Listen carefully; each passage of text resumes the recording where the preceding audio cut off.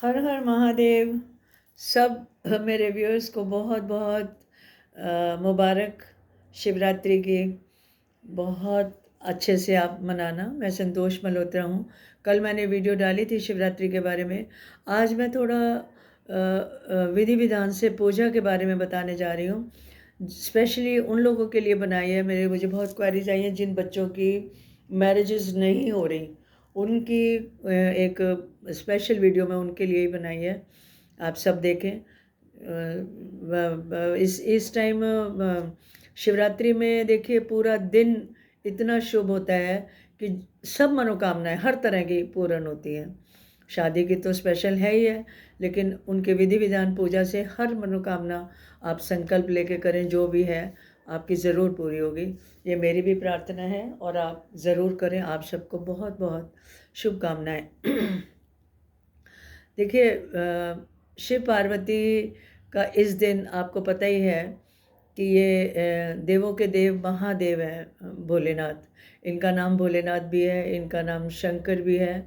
तो जिस तरह की कोई कामना करता है वही रूप से ये उनको फ़ायदा देते हैं। भोले शंकर इतने भोले हैं कि तुम एक लोटा पानी का भी उनको चढ़ा दोगे तो उन्होंने कृपा तो करनी ही है। ऐसा माना जाता है कि इस दिन शिव पार्वती जी की ब्याह हुआ था। और कुछ यहाँ तक मानता भी है कि इस दिन शिव जी का प्राकट्य भी हुआ था। तो दोनों ही हालतों में हम ये दिन बहुत शुभ है, तो हम शिव जी की कृपा पाने के लिए उनकी पूजा करते हैं। आज के दिन मंदिरों में लाइनें लग जाती हैं, लोग इतने बेचैन हैं इस दिन का इंतज़ार में। ये फागुन मंथ में जो आता है ये शिवरात्रि, इसकी इम्पोर्टेंस सब त्योहारों से ज़्यादा है, क्योंकि ये परमपिता परमात्मा है, ये देवों के देव हैं। और देखिए सभी भगवान इनके अंदर हैं। मैं बताऊंगी, उसकी भी एक वीडियो बनाऊंगी किस तरह से। तो ये अपने में एक पूर्ण है, आदि भी ये है, अंत भी ये है। ठीक है, तो हम आज के दिन को वेस्ट नहीं करेंगे। मतलब 8 मार्च को बहुत शुभ संयोग बन रहा है कई सालों के बाद। तो ये शिवरात्रि को हाथ से मत जाने देना। तो मैं ये बताती हूँ कि इस दिन आप जिन लोगों के पास शिवलिंग नहीं है, तो आज के दिन वो शिवलिंग की स्थापना भी कर सकते हैं अपने घर में। लेकिन वो जो शिवलिंग है वो एक अंगूठे के बराबर होना चाहिए। मैक्सिमम 6 इंच से ज़्यादा नहीं, वैसे अंगूठे के बराबर हो तो बहुत अच्छा है। तो ये जो शिवलिंग की स्थापना आपने करनी है, ये आप जिनके पास शिवलिंग नहीं मिलता वो सिक्कों का भी बना सकते हैं। जो कॉइन्स होते हैं ना, एक के ऊपर एक के ऊपर एक कॉइन रख के, तो उसको भी बना सकते हैं। फूलों से भी बना सकते हैं, और ये मिट्टी से भी बना सकते हैं, और समुद्र की या नदियों की रेत से भी बन जाता है शिवलिंग। लेकिन वो फिर नेक्स्ट डे हमें बहाना पड़ता है पानी में। और नर्मदा रिवर से अगर कोई आपके घर में पड़ा हुआ है शिवलिंग, तो उसके आप शिवलिंग की पूजा भी घर में भी कर सकते हैं। तो ये तो हो गया शिव जी का घर में लाना बहुत शुभ है आज के दिन। मेटल का भी ला सकते हैं, सोने चांदी जैसे भी आप अफोर्ड करें, आपकी इच्छा है। तो इसका जिन बच्चों की देखिए शादी नहीं हो रही, जिनके संयोग आज के दिन बहुत चांसेस हैं संयोग खुलने के, तो इस दिन को हाथ से गंवाना नहीं है। अच्छा, जो माताएं कहती हैं कि हमारे बच्चे बाहर हैं, हमारे साथ नहीं है, बच्चे खुद करें तो बहुत अच्छी बात है, नहीं तो उनकी माँ भी कर सकती है, बच्चे को लगेगा। तो आपने क्या करना है कि सुबह सुबह उठ के आपने सबसे पहले तो स्नान करना है। और अगर बच्चा घर में है तो देखिए, जो लड़के हैं उनका शुक्र हमने उच्च का करना है, और लड़कियां हैं तो उनका बृहस्पति उच्च का करना है। शादी के लिए बहुत ज़रूरी है। तो शुक्र का उच्च करने के लिए हम दही या दूध से सबसे पहले उनको, बच्चे को स्नान करवाएंगे। उनके पानी में एक लोटे में दही या दूध डाल दें, और थोड़ा सा इत्र डाल दें, और चंदन का थोड़ा पाउडर डाल दें, और हल्दी डाल दें। तो इससे पहले तो बच्चे को स्नान करवाएं। यह तो हमारा एक पवित्र स्नान, ब्रह्मांड स्नान जैसे होता है ना, वो हो जाता है। अच्छा, अगर माँ ने करना है तो माँ भी स्नान तो करके ही करेगी। उसके बाद बच्चे को भी बोलें और खुद भी करें, आप सूर्य को जल दें। सूर्य को जल देने के लिए उसमें आप रोली डालें और थोड़ी सी चावल डाल के आप सूर्य को जल दें। उसके बाद सबसे पहले स्नान जो आपने किया है, स्वच्छ वस्त्र पहनने के बाद आप अपने मंदिर में, अपने घर के मंदिर में एक दिया जलाएं पितरों के नाम का। देखिए, मैं आगे भी बहुत वीडियोस बना चुकी हूँ। जिस घर में पितृ अशांत हैं उस घर में मंगल कार्य नहीं होते हैं। तो पितरों की शांति बहुत ज़रूरी है, और इसके लिए मैं बता भी चुकी हूँ कि अपने दलीजों में पहले पानी डालना है, क्योंकि वो पानी ही मांगते हैं और दलीजों में ही वास होता है। तो ये ज़रूर काम करें, सुबह उठ के अपने घर का मेन डोर जो है उसको भी पवित्र करें, और फिर एक दिया जलाएं अपने मंदिर में। वहाँ तो आप दिया आप घी का जलाएं या तेल का भी जला सकते हैं, तिल के तेल का, पितरों के लिए तो शुभ है, कोई बात नहीं। उसके बाद आप अच्छा, इससे पहले मैं बताना भूल गई कि घर के बाहर आप एक स्वस्तिक बनाएंगे। हल्दी, रौली और थोड़े से चावल का आटा डाल के स्वस्तिक बनाएंगे घर के मेन डोर के दोनों तरफ, ताकि, और उसमें थोड़ी सी मौली चढ़ा देंगे, फूल चढ़ा देंगे, मौली चढ़ा देंगे, ताकि घर में किसी तरह की बाधा ना आए। ठीक है। उसके बाद आप घर में धूनी भी दे सकते हैं। ये जो मैं पूजा में बताने जा रही हूँ, एक्चुअली पूजा होती है 4 पहर हम पूजा करते हैं। और जो पहला पहर शुरू होता है शाम को गोधूली के टाइम शुरू होगा 6 से लेकर 9 बजे तक। दूसरा पहर है 9 से लेकर 12 बजे तक, और तीसरा पहर है 12 से लेकर 3 बजे तक, और चौथा पहर है 3 से लेकर ब्रह्म मुहूर्त तक। अब हमने जो इतने लेट तो कोई जाग नहीं सकता, और बच्चे भी इतना नहीं करते जागते, तो बच्चों के लिए हमने सुबह जो हमने शिवलिंग पे जल चढ़ाना है वो कैसे विधि से चढ़ाना है। आपने घर में दिया जला लिया, उसके बाद आप बच्चे को लेके मंदिर में चले जाएं, घर के बाहर वाले मंदिर में, और वहाँ दूर है तो अपने घर के शिवलिंग पे भी कर सकते हैं, कोई बात नहीं, माँ भी कर सकती है। तो सबसे पहले आपने, अगर माँ कर रही है या बच्चा कर रहा है, तो हाथ में चावल और जल लेके आप सबसे पहले तो संकल्प करेंगे। माँ कर रही है कि मैं अपने बच्चे का नाम जो भी है, जैसे तरुण है कि मैं तरुण के लिए संकल्प कर रही हूँ, ये पूजा विधि विधान हे शिव, ये पूजा उसको लगे और उसकी शादी के योग खोलें, आपकी बहुत कृपा होगी, यह मेरी प्रार्थना है, हाथ जोड़ के। तो वो संकल्प जल छोड़ दें। ठीक है। ये माँ करे, बेटा करे, बेटा या बेटी करे, तो वो अपने अपने आप से संकल्प करें कि हमारी शादी के योग खुल जाएं। इसके लिए वो संकल्प करेंगे ऐसे ही।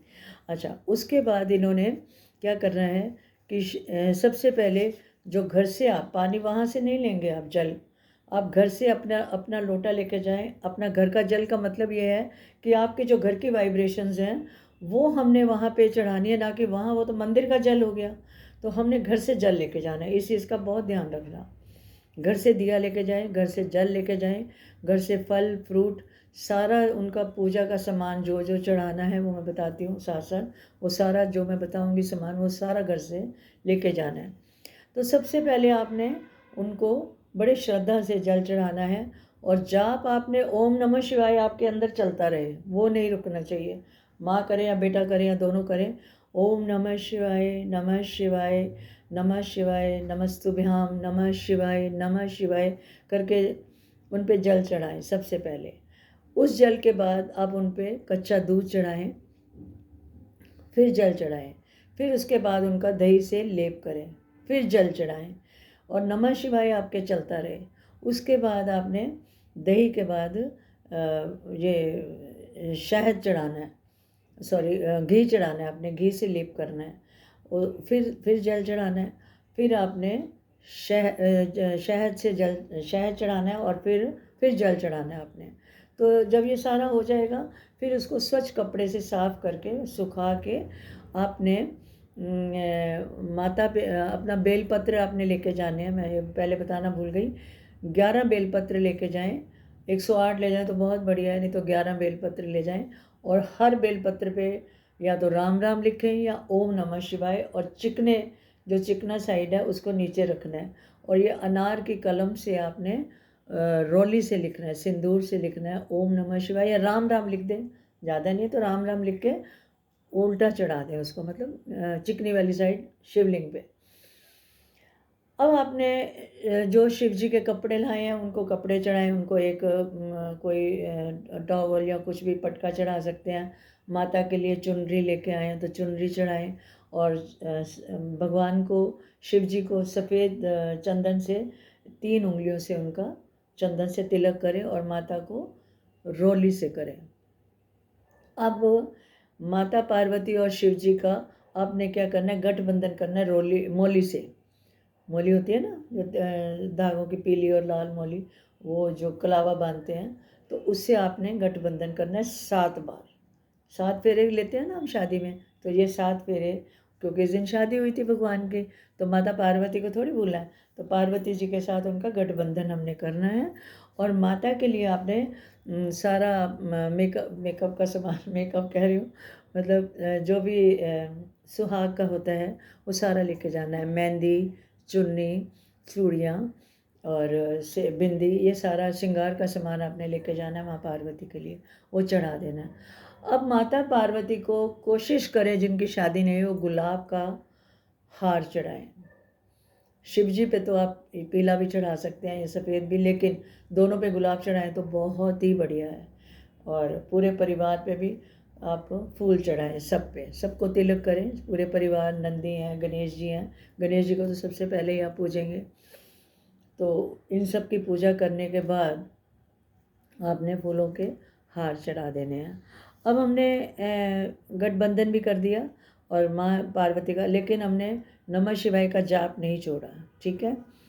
अब हमने फल और फूल, जब फूल चढ़ा दिए, अब हमने फल चढ़ाने हैं। पत्र हमने चढ़ा दिए हैं, फल आपने बेर चढ़ाने हैं या केले चढ़ाने हैं। 12 बेर चढ़ा दो, अच्छे हैं। अनार चढ़ा दो माँ पार्वती को, अनार, क्योंकि जितना हम जूस का फ्रूट चढ़ाएंगे ना, उतने हमें इसके रिज़ल्ट अच्छे मिलते हैं। लेकिन अपने दिल ही दिल में प्रार्थना करते रहना कि हे माँ, हे शिव, शादी के योग हमारे खुलें। और देखिए कितना जल्दी योग खुलेंगे। ये बहुत अच्छा दिन है। इस टाइम पार्वती माँ एंड शिव जी पूरे ब्रह्मांड में भ्रमण कर रहे हैं और अपने भक्तों की मनोकामनाएं पूर्ण करने के लिए तो बैठे हुए हैं। जिनकी जो भी मनोकामनाएं, जिनकी जॉब नहीं है, जिनके असाध्य रोग हैं, जिनको कोई टेंशन्स है, कोई डिप्रेशंस है, कोई घर में कलेश है, कोई कुछ भी है, एनीथिंग, वो ये पूजा करेंगे तो इस पूजा से सब तरह की मनोकामनाएं आपके पूर्ण होंगी, ज़रूर होंगी। ये मेरी भी प्रार्थना और मेरा दावा भी है, करके देखो। और अगर हर सोमवार जल चढ़ाते रहो, उसके बाद 1 महीना तक 4 सोमवार आएंगे, करते रहना, एटलीस्ट जल तो चढ़ा सकते हैं ना। और पार्वती माँ और शिव जी को प्रार्थना भी करें साथ साथ। और लास्ट में आपने जो आरती कर रही हैं वो कपूर और उसमें 2 लौंग डाल देना। अच्छा, इसमें दिया भी हमने जलाना है, मैं दिया जलाना भूल गई क्या ना। जब शिव जी पार्वती के आगे आपने दिया जलाना है, उनके परिवार के आगे पंचमुखी जलाना है, क्योंकि 5 इनके परिवार के हैं, तो पंचमुखी दिया जलाएं। पंचमुखी नहीं है तो सिंगल वन भी चल सकता है, लेकिन देसी घी का, देसी घी का दिया ज़रूर जलाएं। और जब हम आरती करेंगे तो उसमें कपूर डालें और 2 लौंग डालें, क्योंकि माँ को लौंग बहुत प्रिय है। और लौंग डाल के आपने आरती करनी है। कर्पूर गौरम करुणावतारम संसार सारम भुजगेंद्रहारम सदा वसंतम विंध्यारविंदे भवं भवामी सहितं नमामि, भवं भवामी सहितं नमामि। ओम नमः शिवाय। अच्छा, अब इसमें जो दूसरा पहर आएगा आपका रात को, अगर आप कर सकते हैं तो पार्वती जी का नाम लेके और शिव जी का, हे शिव, शिव पार्वती पतये नमः, ये उस टाइम भी कर सकते हैं, अभिषेक के टाइम भी ये मंत्र का भी जाप कर सकते हैं। ओम नमः शिवाय पार्वती पतये नमः, इसका भी जाप करें, ये भी बहुत फलदायक है। और रात को जो जाप करेंगे तो ओम नमः शिवाय का ही करें। जिनको साध्य रोग हैं वो दूध में काले तिल डाल के करें, ठीक है। तो इस तरह आप, हमारी पूजा पूर्ण हो गई। अगर चारों पैर पूजा करते हैं तो ओम नमः शिवाय का जाप तो रुकना ही नहीं है। और उसमें रुद्राष्टकम करें और नमामि शमीशान निर्वाण रूपम, तो सब तरह की मनोकामनाएं पूर्ण होंगी। धन्यवाद, बहुत बहुत शुभकामनाएं। मेरी भी प्रार्थना है कि भगवान शिव आप सबके काम सिद्ध करें। Thank you so much. Share कर देना अपने फ्रेंड्स को, जिन जिन बच्चों के, आपके फ्रेंड्स के बच्चों की शादियां नहीं हो रही, तो शायद क्या, ज़रूर उनके योग खुलेंगे।